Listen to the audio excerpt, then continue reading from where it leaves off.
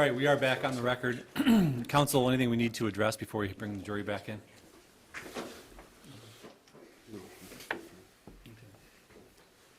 At this point, I'll turn over the witness, Judge. All right, cross-examination, Mr. Telgenhof. Could I approach Dr. Rose and see that printout that you had on that riddle in LA? This is the document that you're relying on to say that you would expect to find Ritalin in your system in 22 and a half hours. Roughly, yes. After. Now, you're aware, aren't you, this isn't the drug that Mr. Fruge was prescribed? Right, if you turn the page there and you look at that graph, Yes? and you read the title of that graph, Yes. that was comparing Ritalin LA against Ritalin 20 milligrams. So Okay. that is the product. Well, you just testified about Ritalin LA, correct? No, I just told you about Ritalin, 20 milligrams. Okay. I just said it happened to be in that particular document for Ritalin LA. Gotcha. So we're talking about the same LA thing. stands for long-acting. Right, and that would remain in your system a lot longer. Correct, yes. But if It's you look at, actually absolutely. If you look at that, though, you'll see that the graph, both endpoints are at roughly 23 hours. What's the half-life of Ritalin? 2 to 3 hours. Some studies as far as 2.5 to 3.5. I mean, there's some variability. Okay. Are you familiar with, you said you worked in a lab years ago? Years ago, yes. You familiar with the abbreviation they use, LOD, in labs? I've heard of that terminology before. Limit of detection? Yes. Does that ring a bell? Yes. Okay. So when you testified here under oath in a murder trial to this jury that there was absolutely no Ritalin in, you know where I'm going, I do. Dr. Rose, right? Let's clear that up for the jury. There is no... Let me ask the question. No detectable. Okay. Let me ask the question. Sure. You can't tell this jury that at 12:28 a.m. on October 2nd that there was no Ritalin in Mr. Fruge's system, can you, sir? I can only testify Yes to or what the no? Can you lab, tell them that? according to what the lab reported.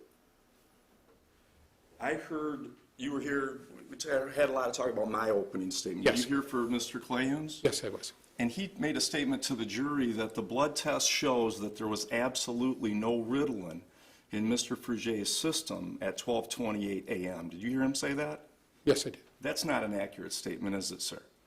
Based on the lab's report, there is no detectable Ritalin, What does that mean, detectable Ritalin? whatever level they've tested down to. Give you an example. Let's assume for the moment they only test down to 250, but your level's 249. Yeah. Then it would show that you didn't have any, right? Okay? But from what I understand, the testing from this particular lab was at 10. Okay. So that's for Ritalinic acid, and that methylphenidate, by convention, is at 1.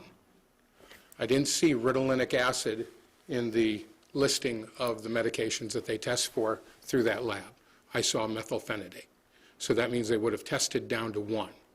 If your argument is that there's less than 1 milligram, that is, nanogram, that is possible. No, my argument is you don't know what their level of your limit of detection is, do you, sir? I only know by convention that it's down to 1. Your testimony is that with methylphenidate, Yes. they're testing down to 1. That's what, by convention, that's the way they What does test. that mean, sir? By Most convention. labs test down to 1. Okay.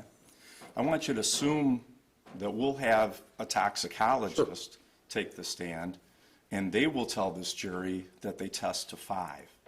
Okay? All right? Is that possible? Yes. Okay.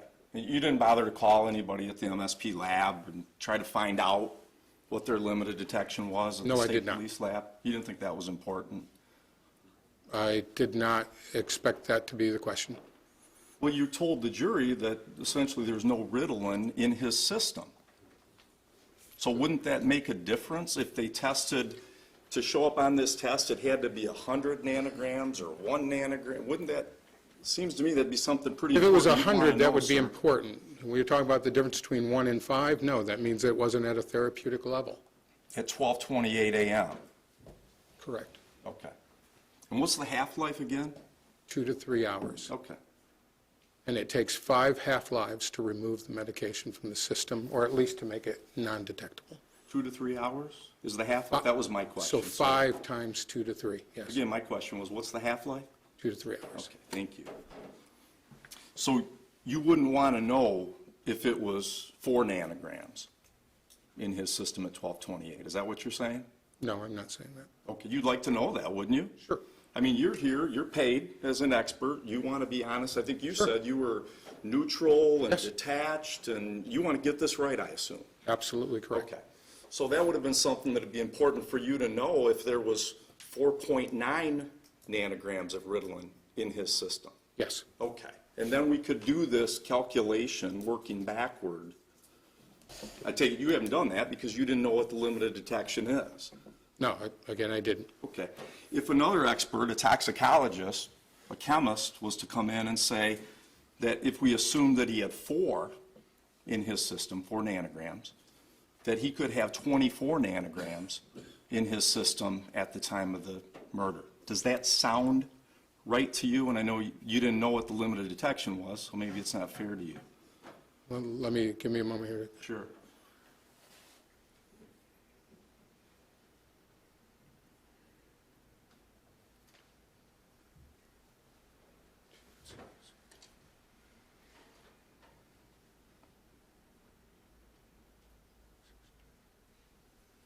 So the limit would actually be at 32, and by convention, to be intoxicated on Ritalin, it has to be 4 times that level. So you're at a level that's still not at a intoxicated level. Dr. Rose, you do a great job of speeches, but I just want my question answered. Sure, what is your question again? My question is, if another expert said, look, if we assume the limit of detection was 5, it could be up to 24 that was in his system at 7:15 p.m. Would you disagree with that? If there was actually 4, that's possible. Okay. Now, you're talking about intoxication. Is that relative?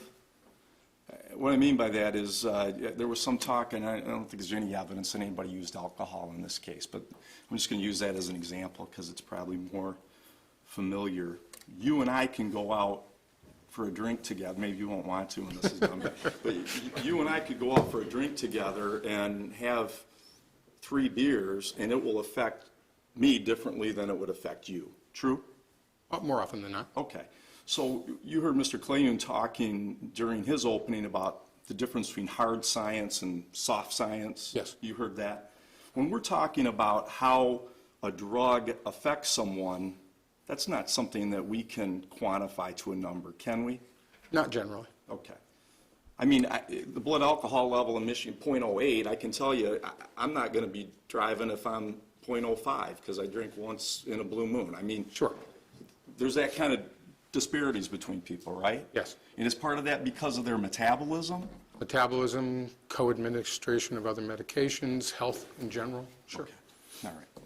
So when you're talking about looking at a blood test and numbers on a piece of paper and saying this person wasn't intoxicated, you'd really need a whole lot more information, wouldn't you, than just Exhibit 1, Exhibit 2 that you were, I guess Exhibit 1's your report, Exhibit 2, Exhibit 3? It's beneficial to have additional information, but sometimes you can make those statements, and in this case, I mean, his levels have been low. Okay. Fair enough. And again, I'm just having a hard time putting this out of my head here. If Ritalin's half-life is 2 hours, then why are you telling me that it's going to be in his system 22 and a half hours? The math just doesn't work out, does it? It actually does, because when you ask for the range, that's looking at all patients. That's not, could I see that back? I can give you the exact number for, they actually have it stratified there for adult males, just so you have a, and I will show you here, just a second. And, yeah, if you just look at Ritalin, here we go, 3.5 plus or minus 1.9, so that means you're looking at somewhere around 5.5. 5 times 5.5 would be over 25 hours. And just so the jury Five half-lives to remove the medication. So Okay. 5 times that, So like you said, you're getting closer and closer to the door. but not quite there, yes. Right, but you're not saying that it would be at detectable levels for 22 and a half hours, Ritalin? Yes, it's at detectable detectable levels. levels? Yes, yeah. Okay. Yeah. Based on this study, yes, it was at detectable You're levels. testing at 1, or you're testing at 5, or you're testing at 10? Okay, that's a very good question. Thank you. I tried. It's at detectable levels for 10 hours. 10 hours? If you're using, well, actually, 5, looks like almost 11, about 11 hours if you're using your cutoff at 5. Okay, all right, thank you. All right.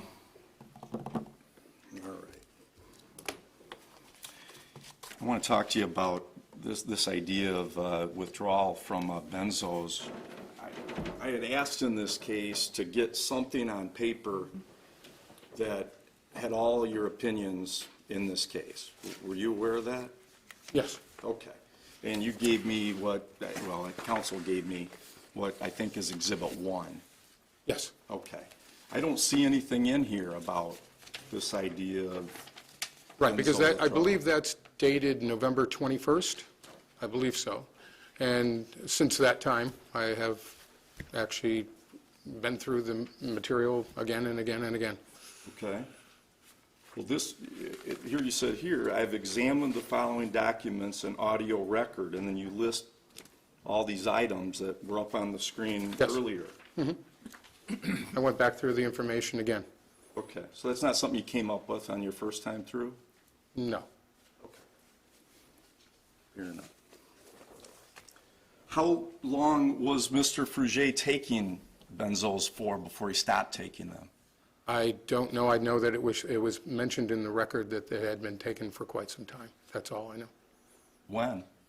I don't have, like I said, reviewed the information. I didn't write specifics for that. What years did he take benzos? I know he was treated for anxiety for at least the last couple of years, but I can't tell you if that means 2, that means 3, that means 5. I know he's treated for anxiety, but was he prescribed benzos?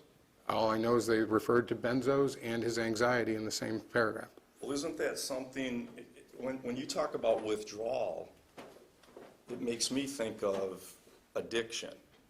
Is that what you're talking about? Withdrawal is not addiction, and that's, again, you're asking all the good questions that everybody in the country is right now.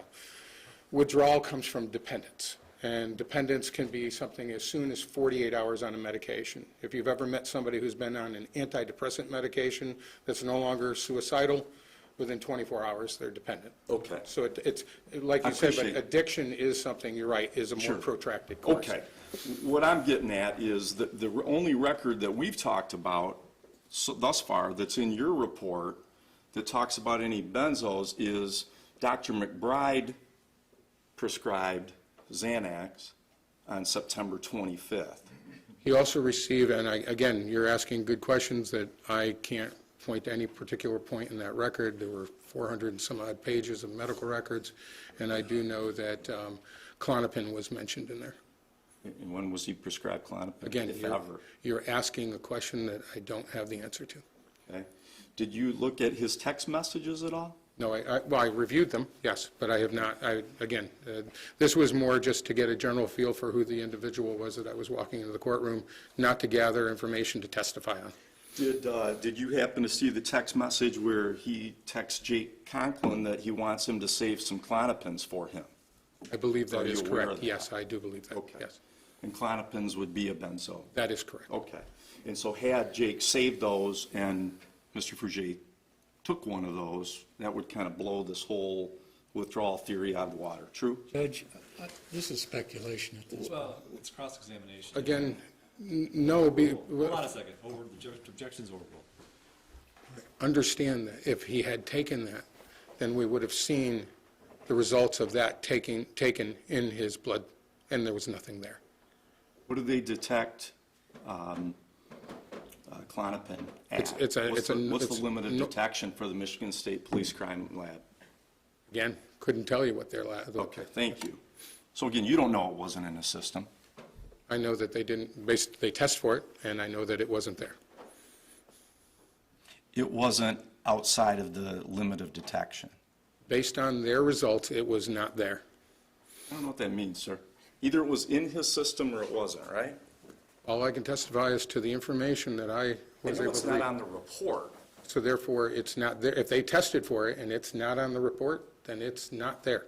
So if they're testing limit of detection is 10 nanograms, and he has 9 nanograms in his system, you're saying, I don't care, it's not there. I'm not saying I don't care. I'm saying I can only report on the information that's been provided to me.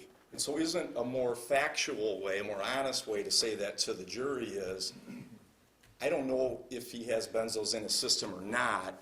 It may be below the level that they detect at this laboratory. The argument here, or what you're trying to propose, is that, so if he had a level of 4, if he had a level of 9, if you have a subtherapeutic level, you're still going through withdrawal.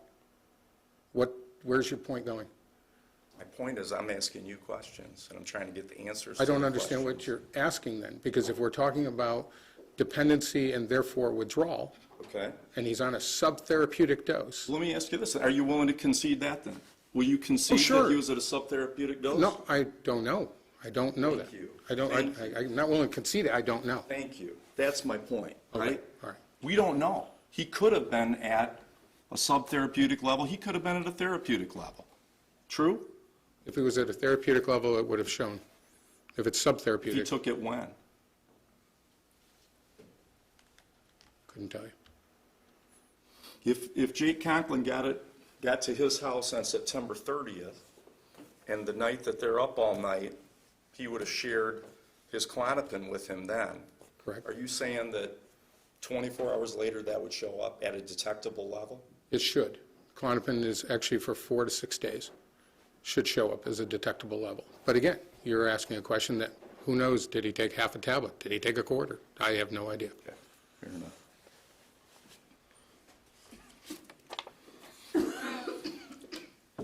Did you, your expertise is really substance abuse and dealing with people that Yes. have substance abuse. And did you look at the records and see that Mr. Fruge had been diagnosed with substance Yes, it was abuse? even in his Social Security disability paperwork. Sure. Yes. And he'd been diagnosed with substance use disorder a number of times, true? Correct, yes. Okay. And is that, and I don't mean this as a value judgment, but it means a person has an addiction, right? I mean, that's not the word the DSM uses, but. I'm glad you wrote, yeah, because with DSM-5, they no longer use that term. Right. But I mean in the But does it mean parlance- that there's an impairment? Yes. Okay. And you work with drug addicts. Yes. And like did you see in the records where Mr. Fruge talked about snorting Ritalin? I can't say yes to that. Okay. If someone snorts Ritalin, has done that in their past, is that something to you as a clinician who deals with people with substance abuse problems, is that kind of a red flag? Oh, sure. And why is that, sir? Because anytime somebody utilizes a medication in a fashion that it's not prescribed, that's considered misuse, and misuse is one of the cardinal signs of substance use disorder. And is one of the traits that you see in working with people who struggle with addiction that they can be dishonest?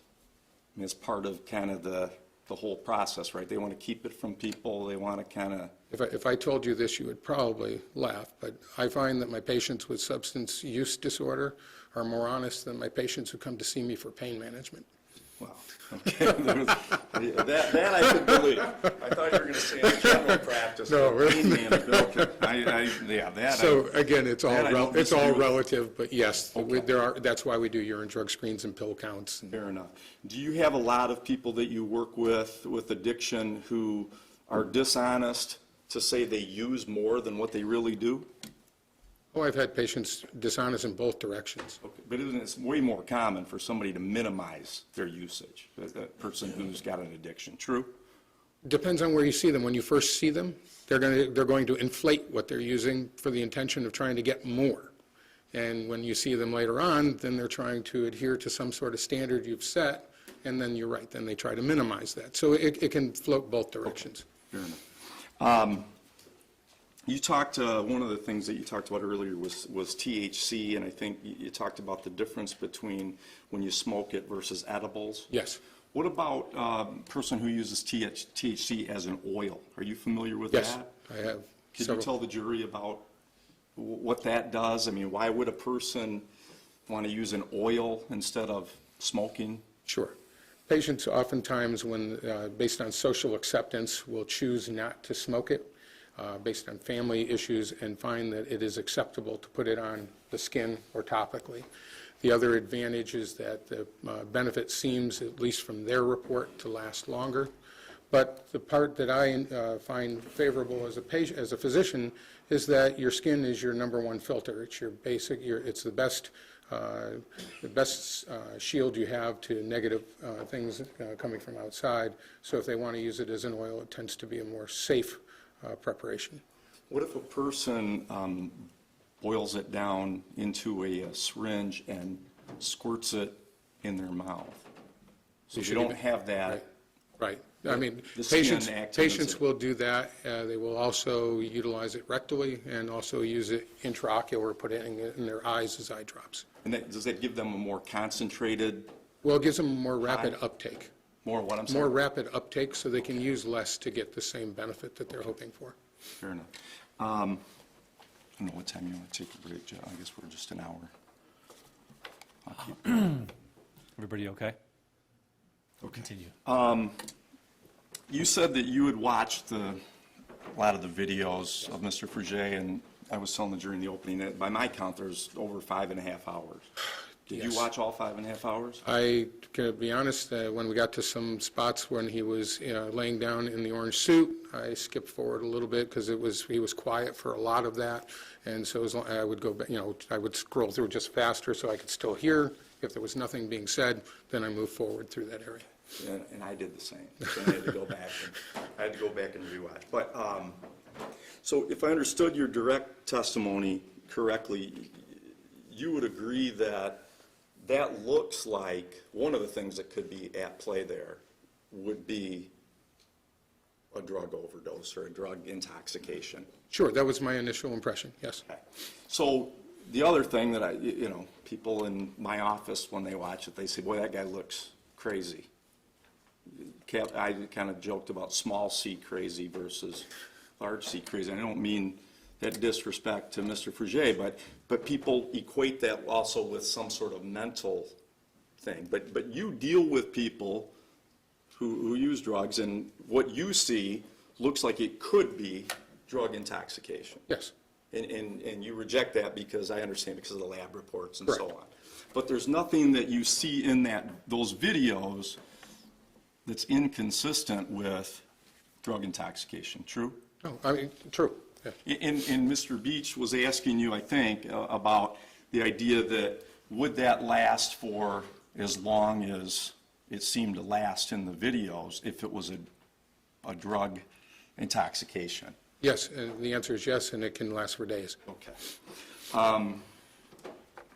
And did you read all of the different reports that people made of him being high? I read most of Okay. the reports. So, I mean, you listened to 911 call where his Yes. wife says he's Sure did. high? Yes. And then, did you look at Jeff Katke, the counselor's records? And so she called him the next Next day day, and said that he was high when it had happened? Yes. And then did you see the officers interacting when, like I was talking about in the opening, where they drop him off at the jail and they said, oh, he's on something? Yes, I did see that. Okay. Yes. And again, if you knew nothing about lab tests or anything in this case, you agree with that? from That's what why, you that's saw? why I said I think your initial observation wouldn't be off base. Okay, Correct. thank you. And you heard in those videos, Mr. Fruge talking about using drugs? Yes. Okay. And did you hear the talk about they had been up all night using Ritalin the night before? I want to say most of that I heard from today. Okay, fair enough.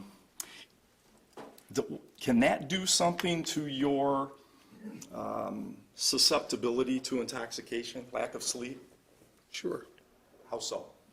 The more that you are sleep deprived, they've done lots of studies in the military with sleep deprivation. They found an increase in depression, increase in anxiety, and an increased predisposition to using. So did you read Dr. Wentz's initial report? I have not read any of Dr. Wentz's reports. I wanted to remain objective. Okay, fair enough. Since you're here, I guess I want to ask you about that. If Dr. Wentz's report, I want you to assume that Dr. Wentz's report says that in his initial finding that this was voluntary intoxication, part of that was based on the fact that Mr. Fruge and Mr. Conklin had been up all night the night before. Sure. In your mind, could that be a factor in intoxication the next day? Again, what you're coming back to is the difference in medicine between what we consider subjective versus objective. And just for the jury's standpoint, subjective means that you have an opinion. Subjective means there's a feeling that's associated with it. When a doctor asks you a question on how you're feeling and you say, I'm not well, I have a sore throat, that's subjective. Objective is something that you can observe. There's no way to dispute that. And so when that doctor puts the tongue depressor in your mouth and sees that your throat is bright cherry red and you got spots all over the place, that's objective. My concern would have been just, now with you telling me this, is that was purely a subjective, he made a conclusion based on a subjective report.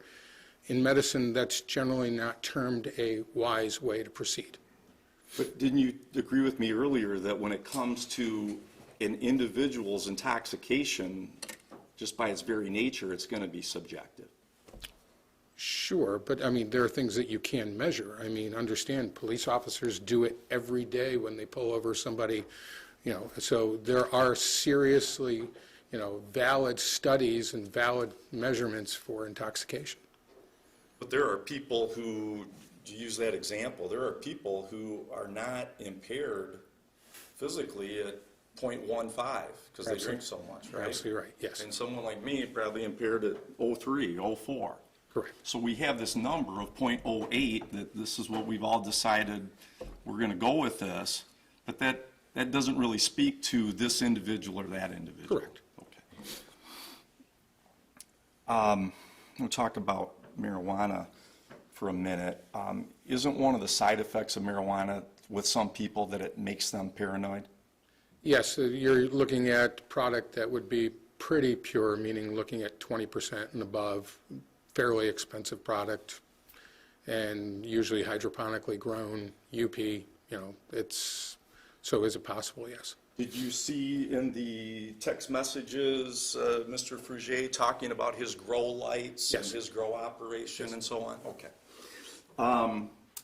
Would you agree with me that it's not a good idea for someone who is predisposed to paranoia to smoke a lot of marijuana?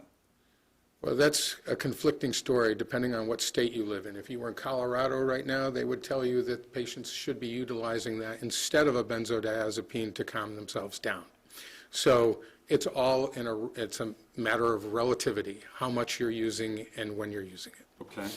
But if you are using that as a daily user, relatively high doses of marijuana, can't that exacerbate your paranoia? Again, what are you terming high doses? I mean, is it possible? Yes. Is it probable in this case?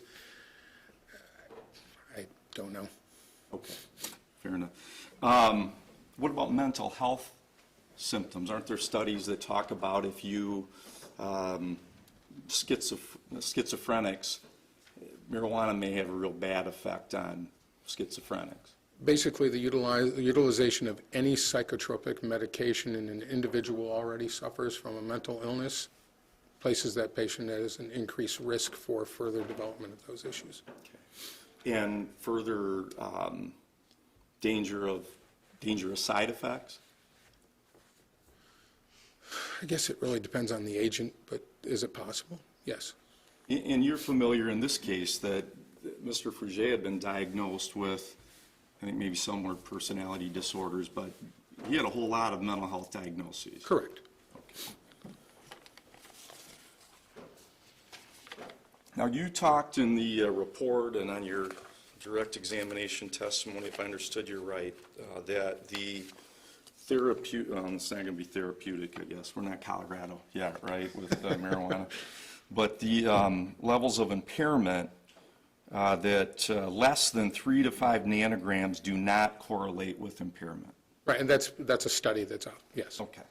And in this case, the test that was done at 1228 showed 3 nanograms. Which again means 1.8. I want to talk to you about that. Where in the reports are you getting the information that the Michigan State Police lab tested serum? No, only because that's what the hospital reported at. Right, the hospital tests serum. Charlevoix Area Hospital tests serum. But this blood was tested, can I approach? Yeah, it doesn't list serum or whole blood. It lists blood, doesn't it, sir? Yeah, but that's serum. That's blood, that's whole blood, that's serum. It could be either. I mean, when we talk about serum at the hospital, that's blood. Well, it's not going to be either, right? No, it's going to be one or the other. And you didn't bother to call the MSP lab to say, are you testing serum or are you testing whole blood? No, I did not. So if I told you that folks from MSP lab and used to be the director of the MSP lab are going to come in and tell this jury, they test whole blood, and that's why it says blood. Does that change your opinions in this No, case? he's still below the threshold of that study. 3 is below 3 to 5? 3 to 5, they're saying 3 to 5 is not consistent with. So yes, it's specifically in that window where it's not consistent with intoxication. Well, let me read this again then, and this is on your, I think it's exhibit, I don't know, does the jury all have this report? This is kind of an important issue. This is exhibit 1, page 3. Do you have that in front of you? Yes, I do. Okay. This is the second paragraph from the bottom. Yes. I feel like I'm teaching a class. I'm This sorry. would not I'll lead wait to- for all the students to turn. Is everybody there? Okay. I want to read this second sentence because I think this is different than what you just told us. You said this would not lead to impairment because you've taken this deduction based on your assumption that they were testing serum. This would not lead to impairment as whole blood levels less than 3 to 5 nanograms per milliliter do not correlate with impairment. Did I read that correctly? Yes, you did. Okay. So I take that from the sentence that the converse is true. If it's a level less than 3 to 5, it does not correlate with impairment, then a level of 3 to 5 would correlate with impairment. True? No, over 3 to 5. Over. Yeah, So less than 3 to 5, that is a window, and 3's in that window, isn't it? 3 to 5.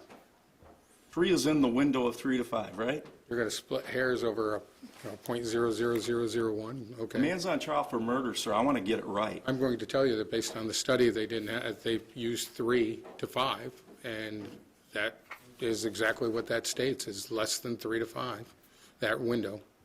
Right. And so if it's 3, then it's in the window. Just one moment. I get 3's less than 4, 3's less than 5, but 3's equal to 3, right? I don't know what you're looking for, sir. Just one second.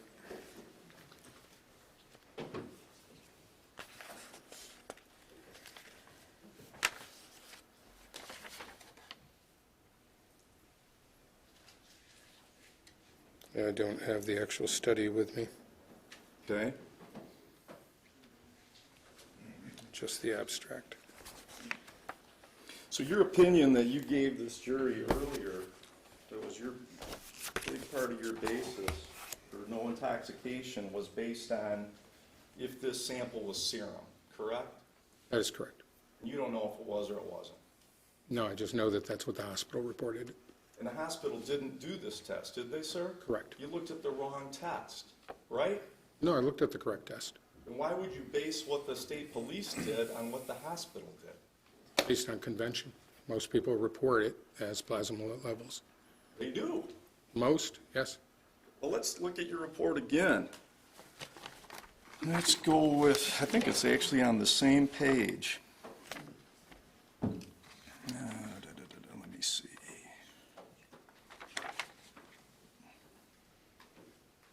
Yeah, what you're referring to is that when they report in studies, they base it on whole blood numbers.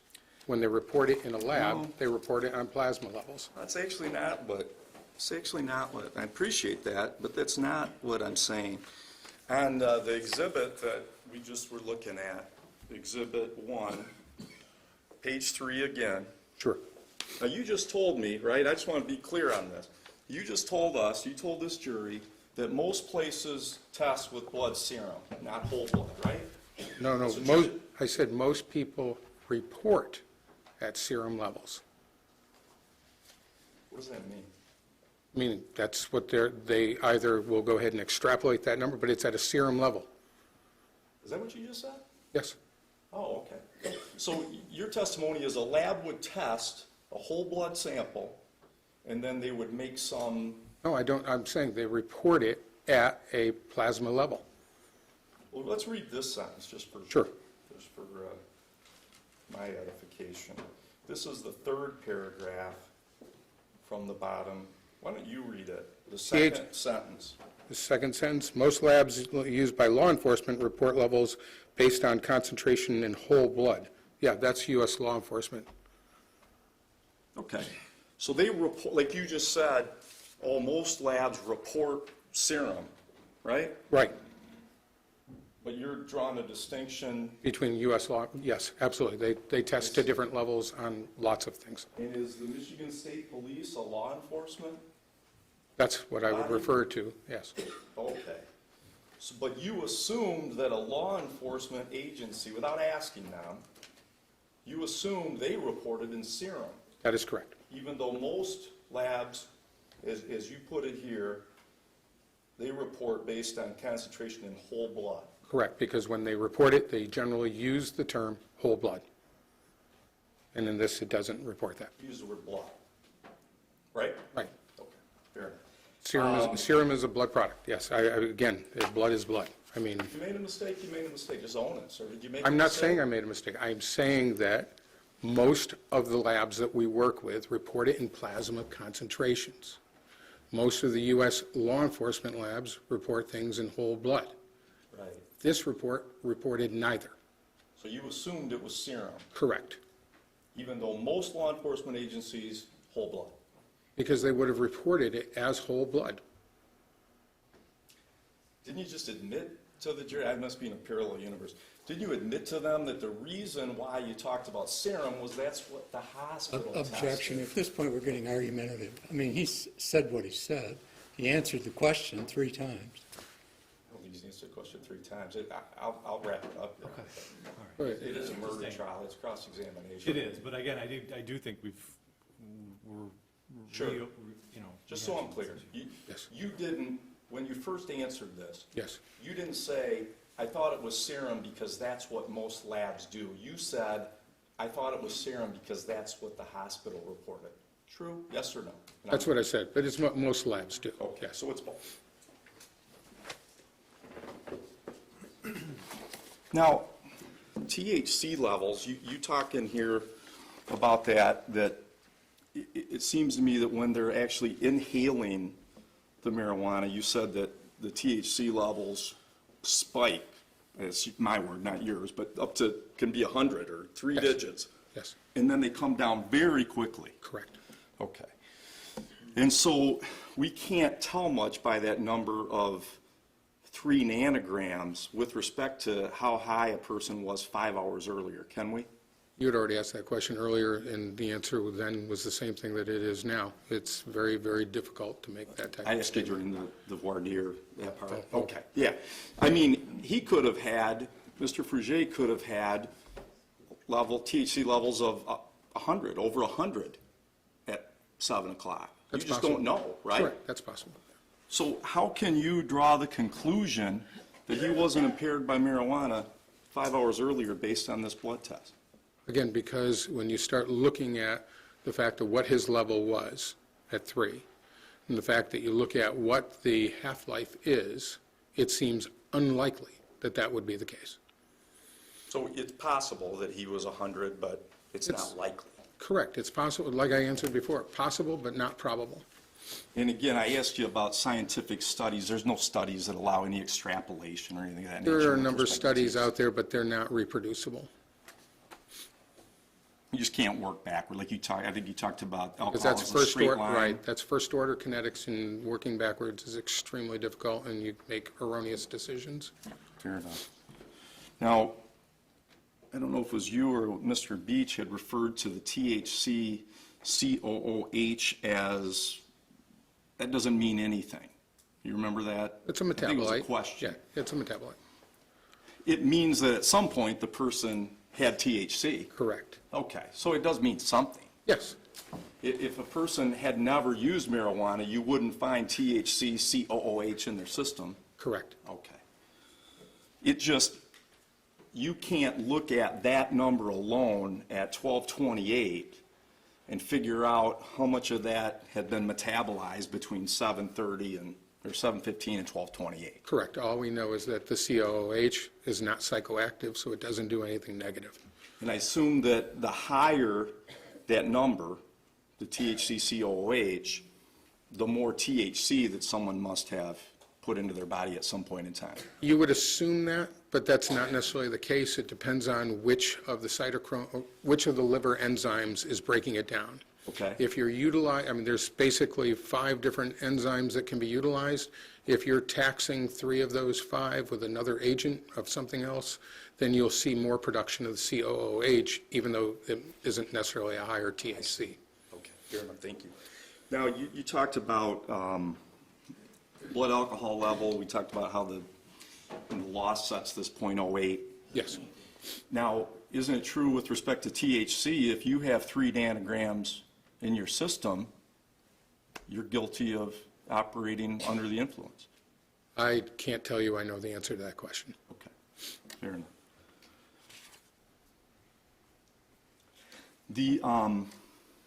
I don't know if it's in the printout that you have on the Ritalin up there with you, but in the information that the drug company comes out with and goes to the FDA, they talk about something called contraindications? Yes. Okay. And isn't one of the, well, what is the contraindication? Contraindication is not a hard and fast, you can't do this, but it's advised that you don't. Okay. And with respect to Ritalin, one of the contraindications is anxiety. Yes, Okay. So a person who had been diagnosed previously, as you told us, with Mr. Fruge, he had been diagnosed with anxiety, had been prescribed benzos, Ritalin would be contraindicated for him. right, but every physician who writes a prescription is left, according to the law in the state of Michigan, to make those decisions, and felt that apparently in this case, that it was a relative contraindication and not necessary in this particular situation. Sure. But it's kind of a red flag. It's a sign that you'd want to know that about a patient before you prescribe them Ritalin. Oh, They always, suffer that's from the purpose of anxiety. contraindication. It causes you to think before you act.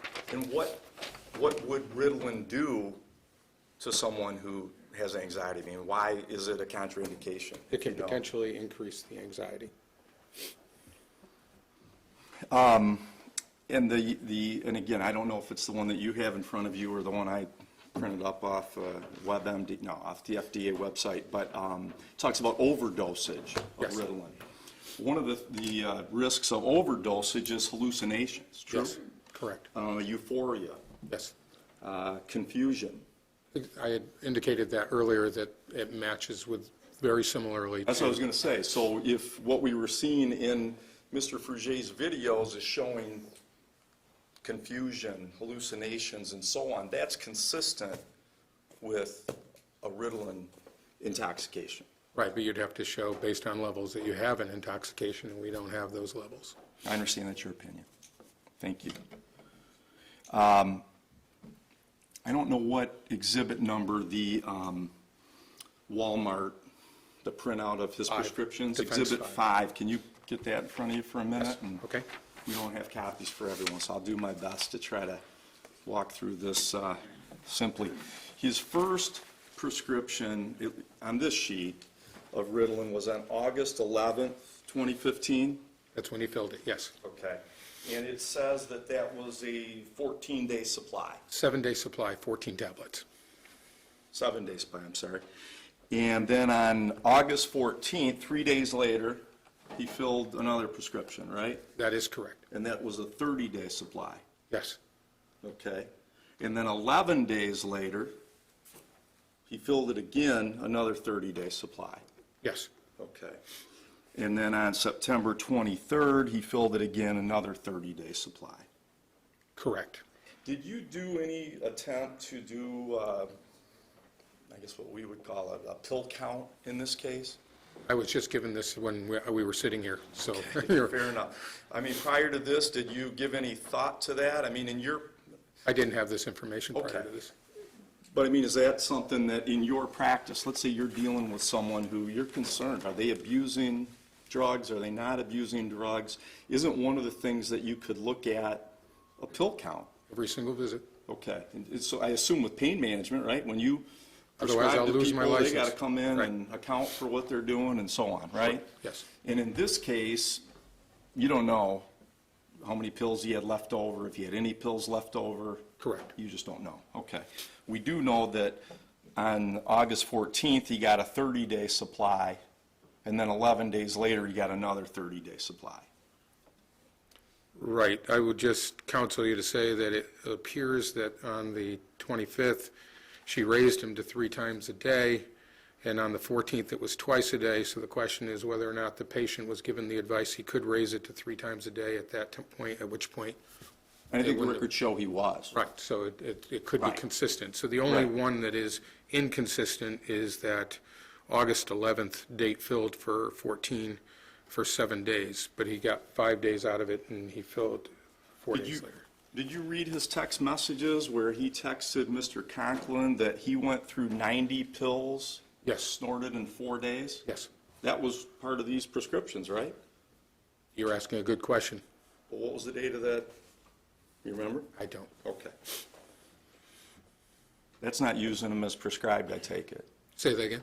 That's not using your pills as prescribed. You get a 30-day Correct. supply, you're not supposed to snort them in 4 days. That is correct. I think he said in the text that he had a problem with Yes. Ritalin. Did you see that? Yes. Okay. And you don't remember that that's less than a month before this incident happened? I don't honestly, no. Fair enough.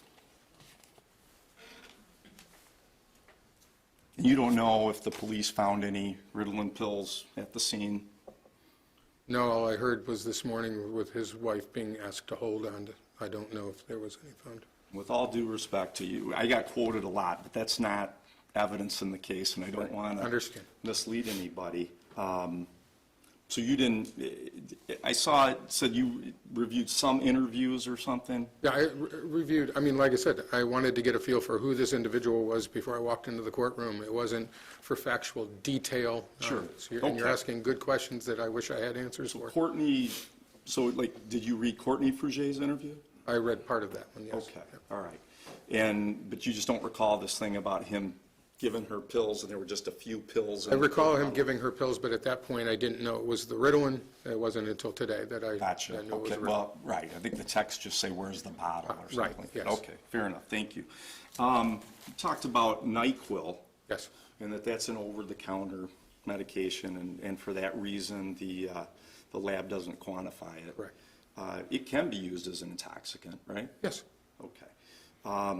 So there's nothing about that test that we see that could tell you whether that was intoxication, or that was a part of intoxication or was not. Correct. At the time of this, true?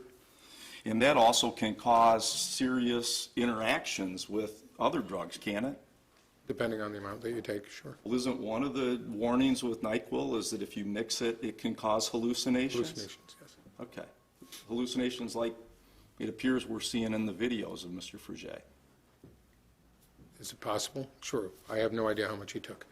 No, I mean, when we're talking about hallucinations, that's what we're seeing, right? I don't think he actually saw God or that Jay Right. Conklin told him to kill him or smiled and winked at him as he killed him, right? I mean, those would be examples of hallucinations. Could be, One would think. unless it, right. What about anabolic steroids? Are you familiar with those at all? A little. Okay. When you said that, and I don't remember which exhibit it was that Mr. Beach put up there, and you said that the state police lab had done a good job, which I'm Yes. sure Lieutenant Harris appreciates. They had done a good job. They tested for everything under the sun. They didn't test for anabolic steroids, did they? No, they Do you didn't. know? Okay, fair enough. And do you know whether Mr. Fruge was using steroids or not? No. Okay. And are you familiar with the side effects of anabolic steroids? Sure.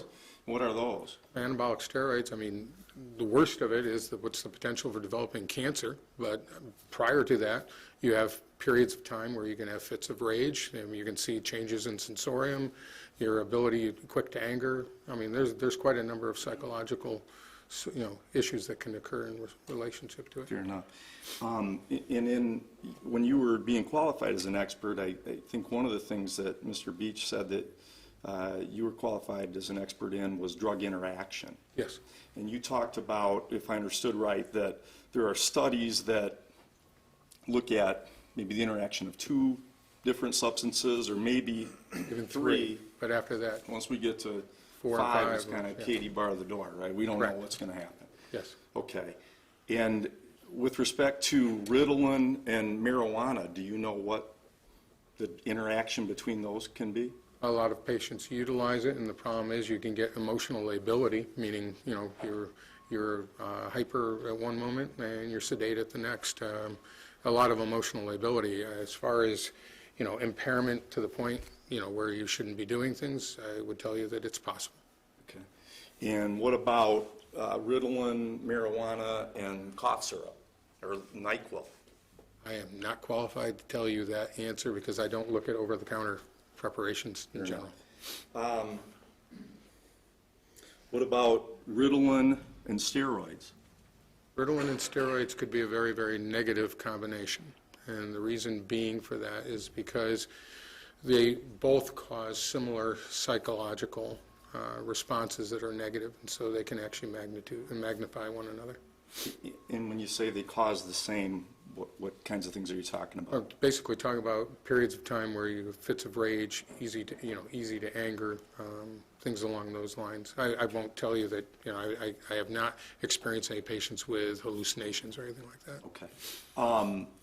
Are you familiar, and I know it's not a regular part of your practice probably, but with PTSD symptoms? Very limited. I have very few patients. Fair enough, fair enough. What about a person with, I'll just talk about all in general, Mr. Fruge's past diagnoses. Would a person like that have more risk of side effect in using Ritalin and steroids? Sure, Because, why? because he already has an underlying mental illness. Okay.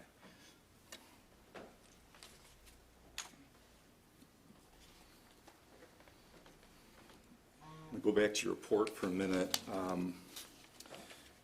You talk about, this is on page 3, about the THC in the second paragraph.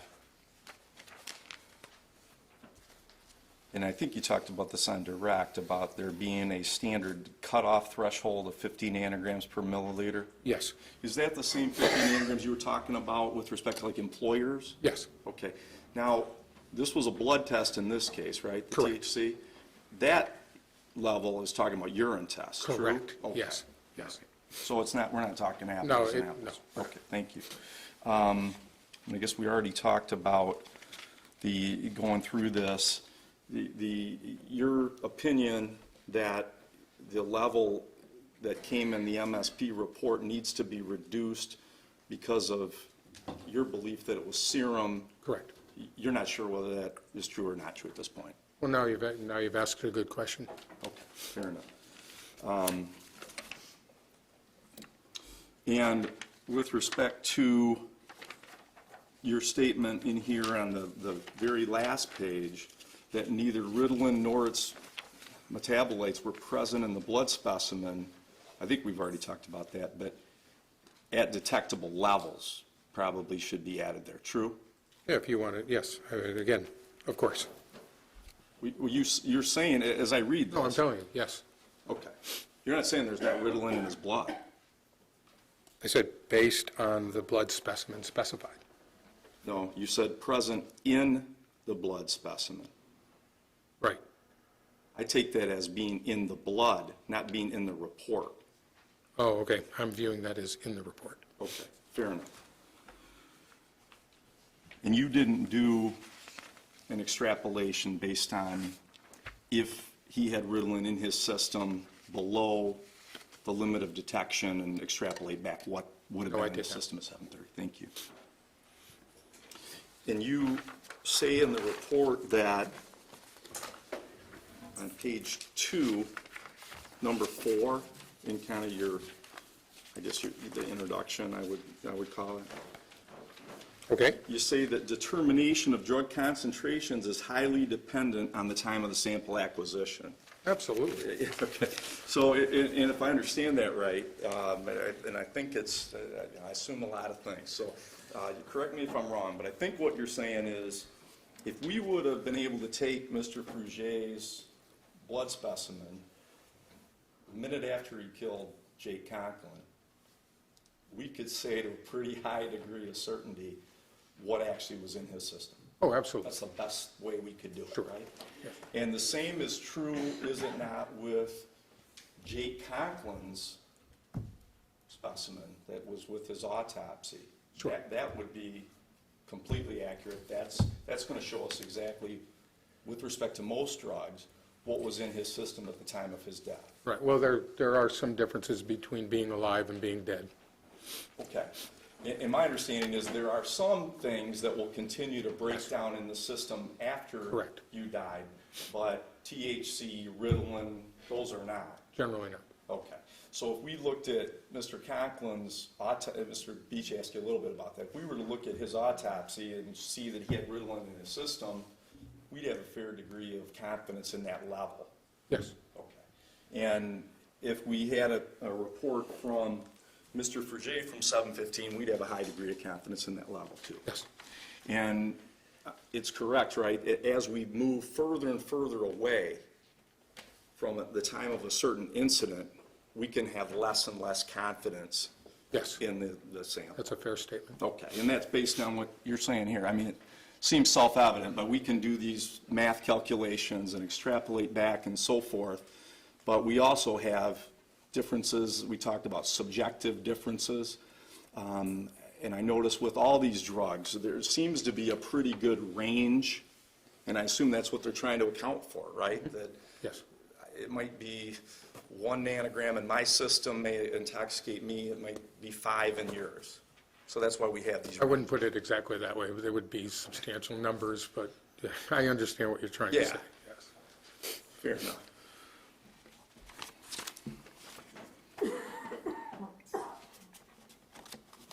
That's all the questions I have. Thank you, sir. Okay. Can you redirect? Yes. You want to take a break first? Sure. Let's take a 15-minute recess. All rise.